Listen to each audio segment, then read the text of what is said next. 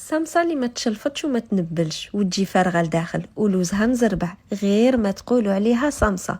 زمان كانت تحضر في سهرات رمضان وتتحط صباح العيد. الوصفه تقول 4 كيلات فرينه بكيله ناقصه صبع سمن يكون بارد، قرصه الملح ونبسس مليح مليح قبل ما نزيد كيلة الماء والماء زهر اللي تكون دافيه باش ما يجونيش البراكس. ما كاين لا لوفور ولا هم يحزنون. طموها ولموها مليح، ما تجي طريه وما تجي يابسه، وهذه هي الحركه باش تلموها. قد ما ريحت قد ما مليح عليها، وعلى الاقل ساعه.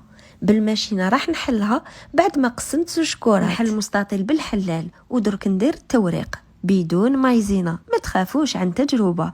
ندوز قبل في الرقم الخشن من بعد المتوسط وندوز للرقيق كامل. بالجراره عدلت كامل الاطراف والعرض عينكم واش تحب. العقده فيها 3 كيلات لوز بكيله غير ربع سكر، بللتها بالمزهر وفتلتها كي طعام، لازم تكون مزربعه.